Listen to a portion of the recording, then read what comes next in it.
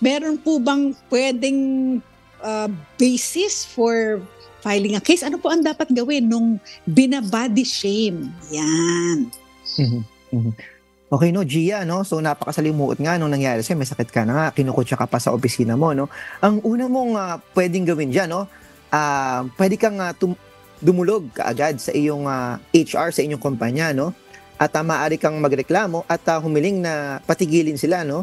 So, mas maganda nga na dumaan ka muna sa iyong HR at i-check nyo po kung ano po ayon dun sa inyong code of conduct, kung anong klaseng misconduct yung maaaring iparatang sa kanila para ma-correct sila. Tandaan po natin, wala pong mali, no? Kapag tayo po ay isang empleyado at nagkaroon po tayo ng isang notice to explain, no? Wala pong mali doon. Tama po yan para ma-correct po yung mga kaugalian at mga ginagawa po ng ating mga kasama sa isang kumpanya, no?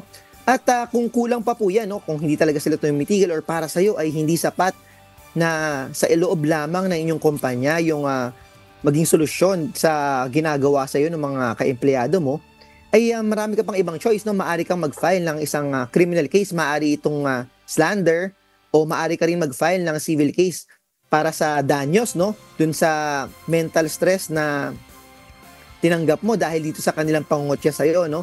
Tandaan po natin, no, sa pag-file po ng kaso na slander, ito mong kanilang paratang sa inyo na nakaka-apekto po sa inyo itong paninira at itong pagkukutya nila sa body shaming sa iyo ay maaring maging batayan, no, ng slander, no? At ito po ay isang criminal offense, no?